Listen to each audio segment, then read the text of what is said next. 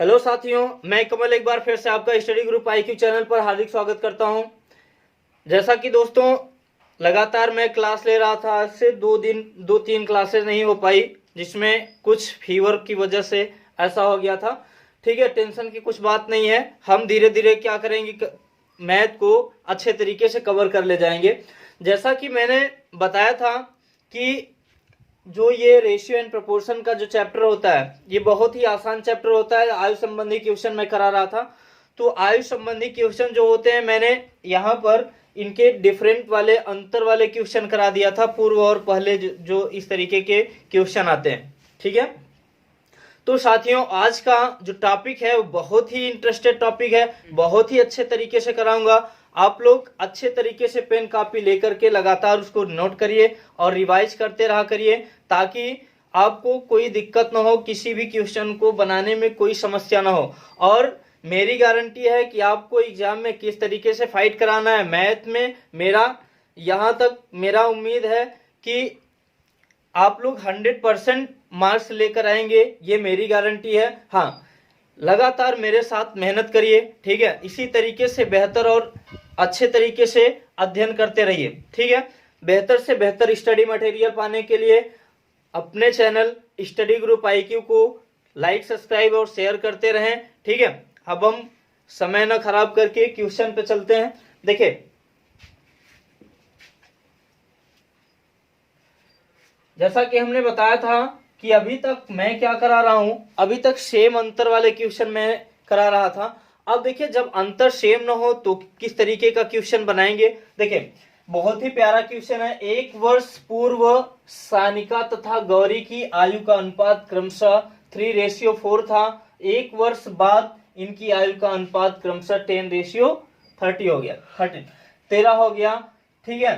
तो कह रहा है कि सानिका की वर्तमान आयु ज्ञात कीजिए। तो देखिए, यहां पर 1 वर्ष पूर्व की बात कर रहा है, ठीक है। 1 वर्ष पूर्व, 1 वर्ष पहले की बात कर रहा है, तो इनकी आयु का अनुपात कितना था, 3:4, ठीक है। सानिका, और इसको यस से दिखा लेते हैं, गौरी को जी से दिखा लेते हैं। तो सानिका और गौरी की आयु का जो रेशियो है 1 वर्ष पहले, वो 3:4 था। और अब से 1 वर्ष बाद, अब से 1 वर्ष बाद, तो हमको अब वाली यानी वर्तमान उम्र नहीं पता है। तो वर्तमान उम्र यहाँ पर देखिए, ये 1 वर्ष बाद की उम्र दे रखा है कि 10 कितना है, 10:13 दिया है। अब देखिए, 1 वर्ष पहले की बात कर रहा है और 1 वर्ष बाद की, तो अब से यानी वर्तमान से दोनों आयु का अंतर कितना है, 2 वर्ष का। बात समझिएगा, आज से 1 वर्ष पहले और आज से 1 वर्ष बाद, तो इनकी आयु का जो अनुपात है वो कितना हो जाएगा, 2 वर्ष का, ठीक है। इनकी आयु का जो डिफरेंट है, जो अंतर है, वो कितना हो जाएगा, 2 वर्ष का।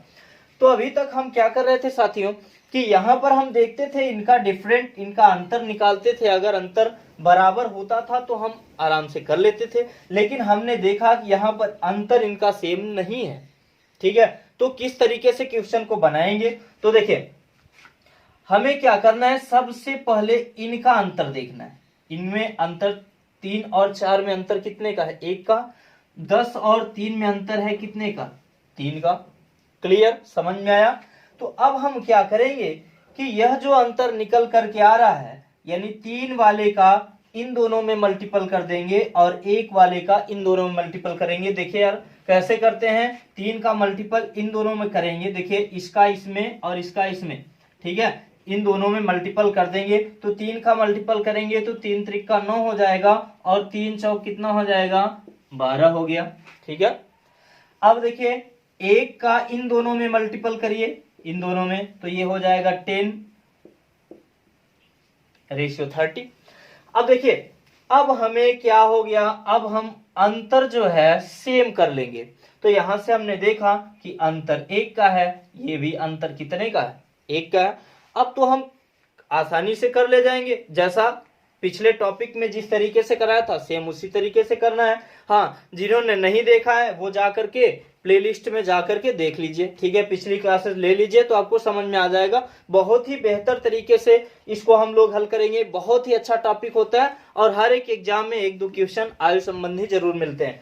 देखिए, तो यहाँ पर अब इन दोनों का जो अंतर है 1 का है, लेकिन हमने अभी क्या बताया, 1 वर्ष पूर्व और 1 वर्ष बाद, कुल मिलाकर के अंतर कितने का हो गया साथियों, 2 वर्ष का। तो यह अंतर 1 न होकर के 2 टाइम ज्यादा हो गया, तो यहाँ पर 2 का 2 आ गया, ठीक है। यही चीज इसमें भी होगा क्योंकि सेम है। अब देखिए, हमें पूछ रहा है सानिका की वर्तमान आयु। तो अभी ये अगर हम 9 का 2 टाइम मल्टीपल करेंगे तो कितना आ जाएगा, 18। तो क्या सानिका की वर्तमान आयु है ये, सानिका की वर्तमान आयु हमें निकालना है, वर्तमान आयु। तो देखिए, अगर हम आपसे पूछें कि क्या यह वर्तमान आयु है 18 वर्ष, तो आप कहेंगे नहीं, वर्तमान आयु नहीं है, ये 1 वर्ष कहने का मतलब कि 1 वर्ष पहले की बात कर रहा है, 1 वर्ष पहले की। तो यहां पर हम क्या करेंगे, एक ऐड कर देंगे तो यहां आ जाएगा कितना वर्ष, 19 वर्ष। यानी सानिका की वर्तमान आयु कितना थी दोस्तों, 19 वर्ष। या फिर एक काम कर सकते हैं, यहां से भी निकाल सकते हैं। आप क्या करेंगे, ये भी 2 टाइम ज्यादा कर दीजिए, तो 10 दूना कितना आ जाएगा, 20। और 20 में ये कब की बात कर रहा है, ये बाद की बात कर रहा है कि ये आयु जो है 1 वर्ष बाद की है, तो इसमें एक क्या करेंगे, घटा देंगे, तो कितना आ जाएगा, 19 आ जाएगा। ठीक है, क्लियर, समझ में आया। अगला क्वेश्चन देखते हैं। अगला क्वेश्चन देखेंगे, देखिए ये भी उसी तरीके का है, इसमें कॉन्सेप्ट सेम टू सेम वही लगाना है यार। देखिए, कह रहा है रंजना तथा राखी की आयु का अनुपात 15:17 है, 6 वर्ष बाद इनकी आयु का अनुपात 9:10 होगा। कह रहा है 6 वर्ष बाद रंजना की आयु ज्ञात कीजिए। तो सबसे पहले हमें कब की आयु पता है, कह रहा है कि रंजना तथा राखी की आयु 15:17 है, 6 वर्ष बाद इनकी अनुपात इतनी हो जाएगी। तो यहां से वर्तमान अनुपात दिया है 15:17, तो 6 वर्ष बाद इनकी आयु कितनी हो जाती है, 9:10 हो जाती है।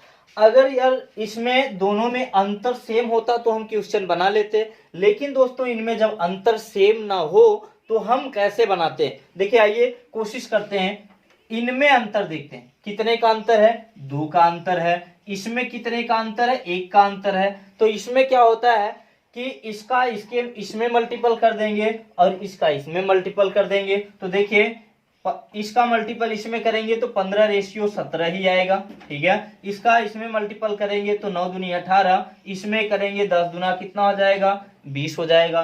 क्लियर, समझ में आया।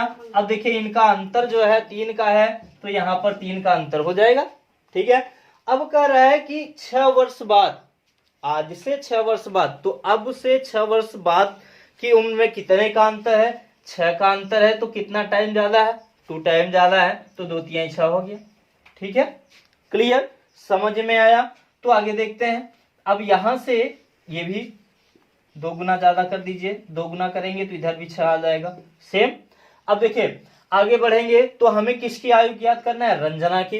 तो रंजना की आयु ज्ञात करने के लिए हम यहां से देखिए, ये 15 है, 15 में कितने टाइम ज्यादा गुणा करेंगे, 2 का 2 टाइम ज्यादा मल्टीपल करेंगे तो यहाँ कितना आ जाएगा, 30। लेकिन ये वर्तमान उम्र निकल रही है, ये उम्र जो है वर्तमान है, ठीक है। तो कह रहा है कि 6 वर्ष बाद की उम्र बताइए। तो अभी अगर वर्तमान में अगर आपकी आयु 30 वर्ष है, तो 6 वर्ष बाद कितनी होगी, क्लियर, समझ में आया। 6 वर्ष बाद कितनी होगी राजा भैया, 36 हो जाएगी, क्योंकि अभी वर्तमान आयु जो है, वर्तमान एज 30 वर्ष है, तो इसकी आयु कितनी हो जाएगी, 36 वर्ष। क्लियर, एक बार फिर समझिए। अगर इन रेशियो में अंतर सेम ना हो तो हम अंतर सेम करने की मैंने मेथड बता दिया।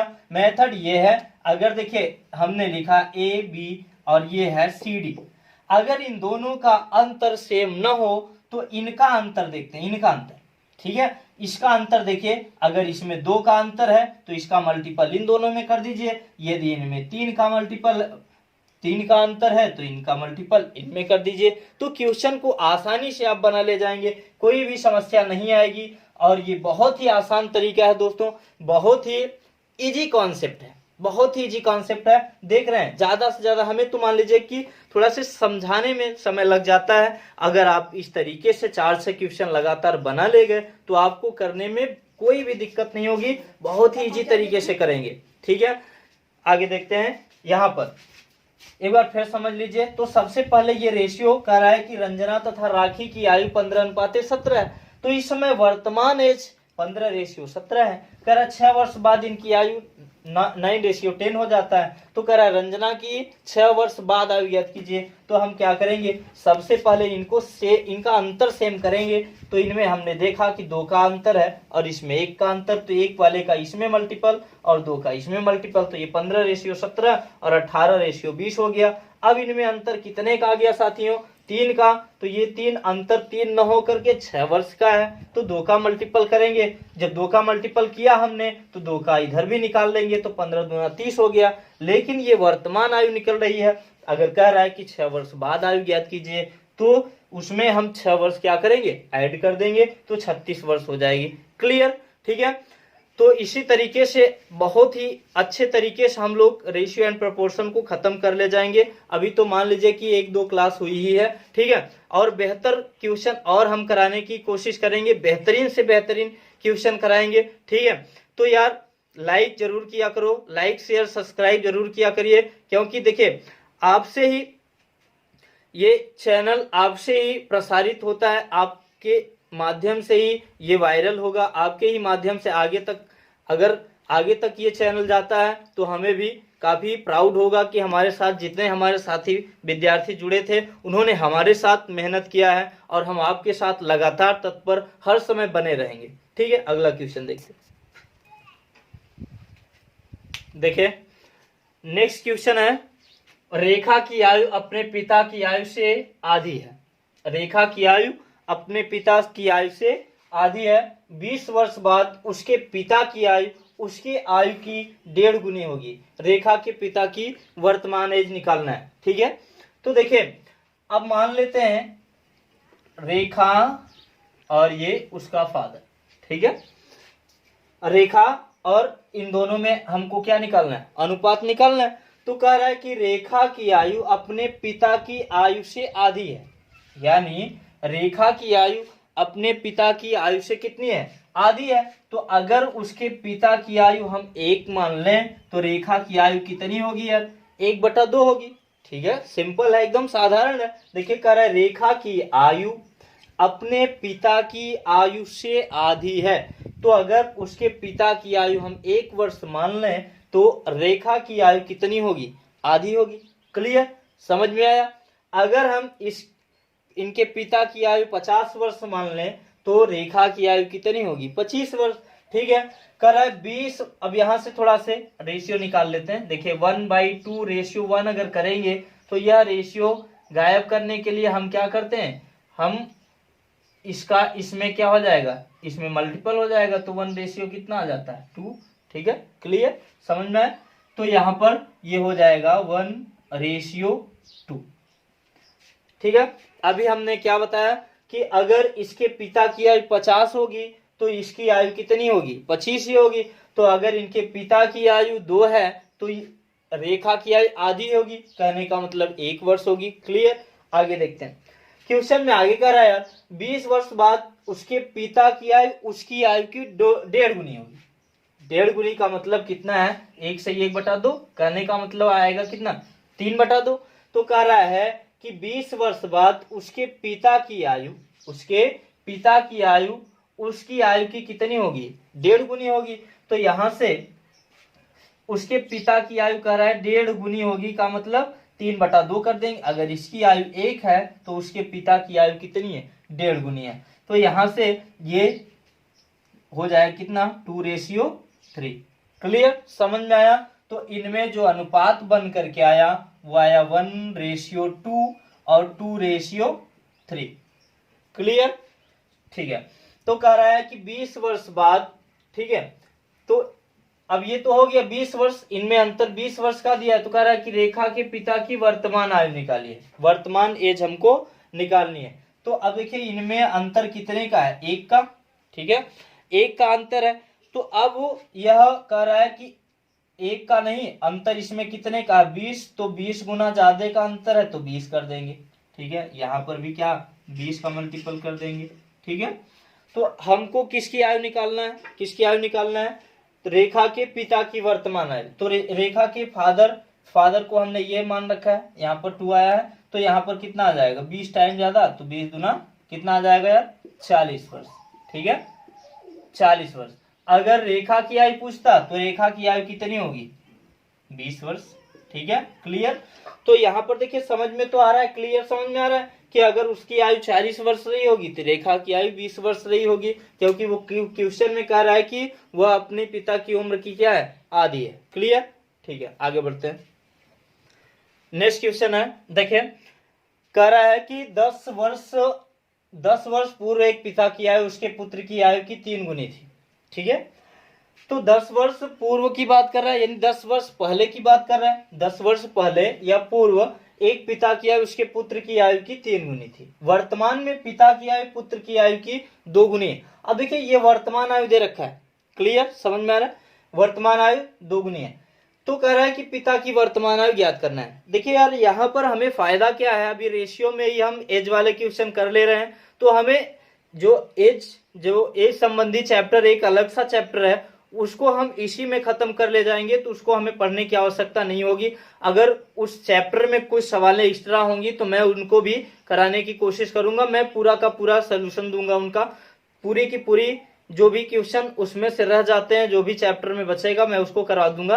ठीक है, हाँ आपके भी पास अगर कोई क्वेश्चन आता है तो हमें इस नंबर पर 7985363859 पर, ठीक है, व्हाट्सएप कर सकते हैं। ठीक है, आपको क्वेश्चन अगले क्लास में मैं वो क्वेश्चन करा दूंगा। ठीक है, देखिए कह रहा 10 वर्ष पूर्व एक पिता की आयु उसके पुत्र की आयु की 3 गुनी थी। तो अगर मान लेते हैं कि उसके पिता की आयु अगर 1 रही होगी, अगर उसके पुत्र की आयु 1 रही होगी तो पिता की आयु कितनी रही होगी 3, तभी तो 3 गुना होगा। क्लियर। देखिए ये फादर है और ये सन।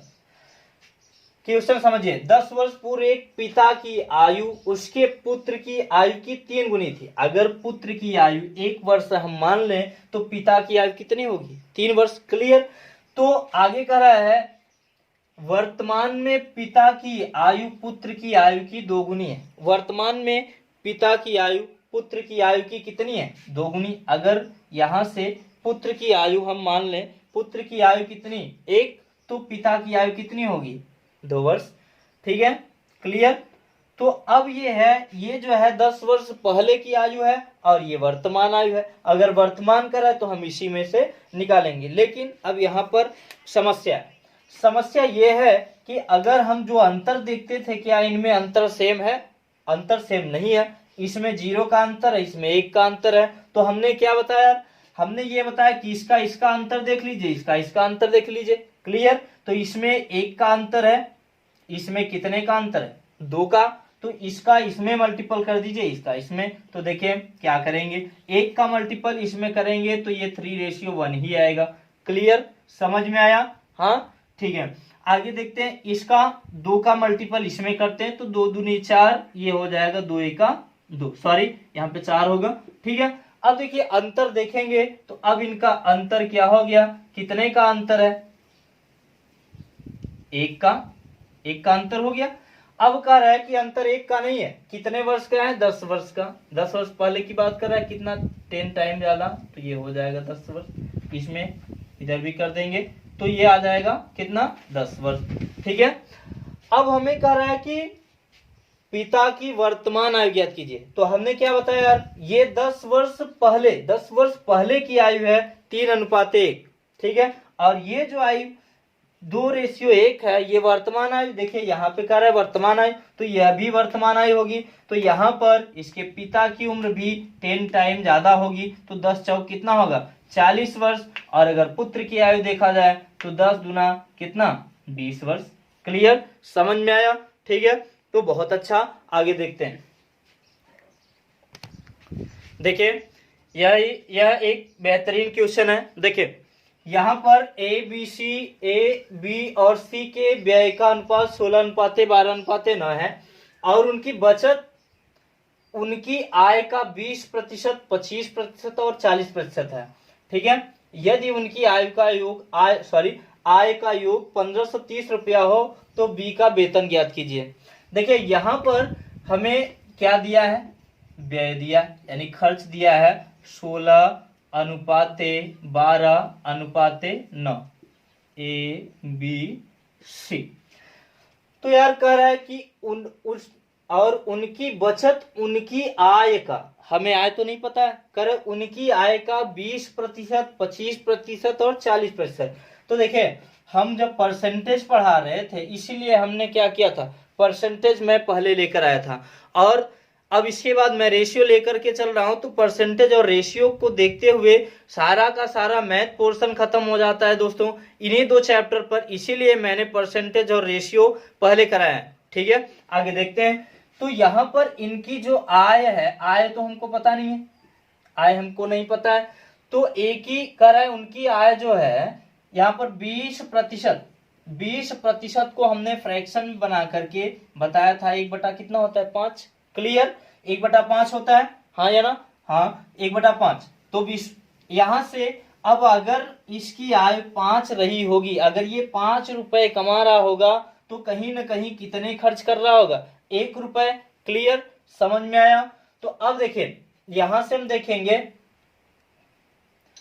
कि अगर ये 1/5, ठीक है 1/5, 20% का मतलब 1/5, अगर यह 5 रुपए कमा रहा था तो 1 रुपए क्या कर रहा था, व्यय कर रहा था, खर्च कर रहा था। तो बचत कितने की है साथियों, बचत कितने रुपए की है, 4 रुपए की। ठीक है, 4 रुपए की। तो यहाँ पर जो ये व्यय हो रहा है यहाँ से, यानी कहने का मतलब अगर ये 1 रुपए इसमें से खर्च कर रहा है तो कितने बचा रहा है, 4 रुपए। तो यह 4 का यह जो 16 है कितना, 4 टाइम ज्यादा है, तो 4 चौक कितना हो गया, 16 हो गया ना, 16। ठीक है, अब यहां से अब उसकी जो आय थी, आय हम निकाल लेते हैं। तो 5 ना होकर के कितना टाइम ज्यादा होगी, 4 गुना, तो 5 चौक कितना होगी, 20। फिर से मैं समझाता हूं, यहाँ पे कॉन्सेप्ट क्लियर करिएगा। तो कह रहा है कि उनकी बचत उनकी आय का 20% है, तो हम इसको मान लेते हैं 20%।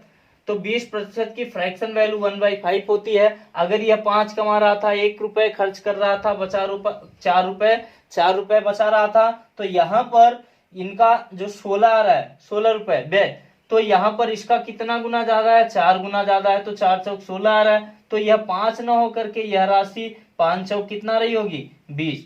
यानी वह कितने रुपए उसकी आय थी, 20 रुपए। आय उसकी 20 रुपए थी, खर्च किया यहाँ पर, व्यय किया यानी खर्च किया कितना रुपए दोस्तों, 16 रुपए। तो बच गए कितने, 4 रुपए। कॉन्सेप्ट क्लियर है, आगे देखते हैं।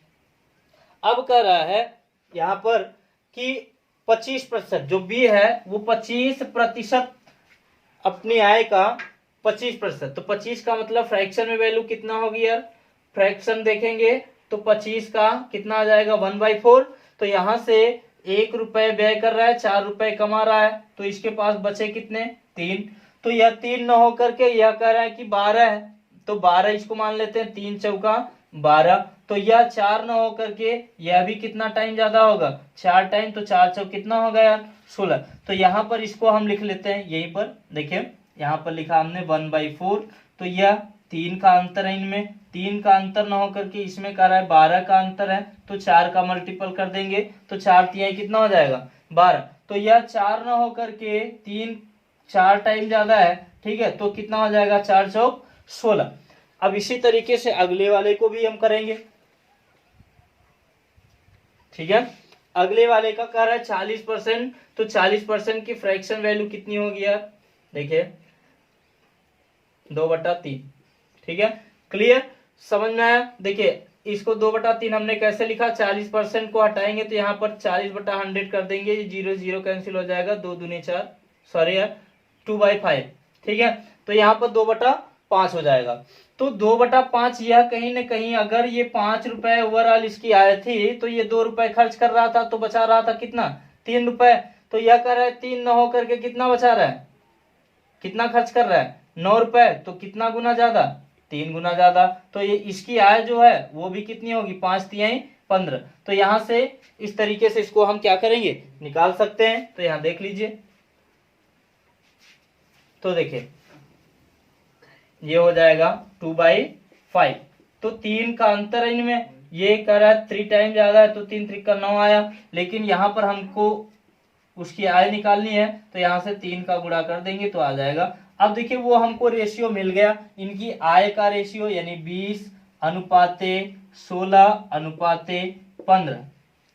समझ में आया। देखें यहां से इसकी आय अगर 20 रुपए है, 20 रुपए, तो व्यय कितना कर रहा है, 16 रुपए, तो बचा कितना रहा है, 4 रुपए ऑलरेडी इसके पास बच रहा है। तो वही तो हम बात कर रहे थे। अब देखिए ये यहां पर 16 रुपए कमा रहा है और व्यय कर रहा है 12 रुपए, तो इसके पास भी कितना ओवरऑल कितना बच रहा है, 4 रुपए, सॉरी ठीक है, 12×4=16, ठीक है। यहाँ पर ये 15 रुपए कमा रहा है तो कितना खर्च कर रहा है, 9 रुपए, तो इसके पास बच कितने रहे, 6 रुपए बच रहे हैं। तो अब देखिए ये कह रहा है कि इनकी आय का जो योग है वो 1530 रुपया है। तो यहां से हम कर लेते हैं, देखिए तो ये कुल मिलाकर के इनकी आय का अनुपात निकल गया। तो इनकी आय कुल टोटल जोड़ लीजिए, 5 6 6 5 11, ये 1 आ जाएगा यहाँ पर, 1 1 2 2 4 1 5। कुल आय का योग यहाँ पर कितना आया, 51 आ गया। तो यह कितना गुना ज्यादा है, 51 न होकर के यह कितना कर रहा है कि 1530 है, 1530। तो यहाँ पर देखिए अगर 1530 है तो यह 30 टाइम इससे क्या है, ज्यादा है, तभी तो 1530 आएगा। तो हमसे पूछ क्या रहा है, बी का वेतन ज्ञात कीजिए। तो बी वाला कितना है, 16, तो यह भी कितना टाइम ज्यादा होगा यार, 30 टाइम ज्यादा होगा। तो 16 तिया 48 आ जाएगा, यानी इसकी आय जो है वो कितनी है, 480 रुपए। क्लियर। नेक्स्ट क्वेश्चन देखते हैं। देखिए अगला क्वेश्चन है यार, किसी परीक्षा में ए को बी से 10% कम अंक मिलते हैं, प्राप्त होते हैं, तथा बी को सी से 10% अधिक अंक प्राप्त होते हैं। अगर ए को 891 अंक प्राप्त होते हैं तो सी को कितने अंक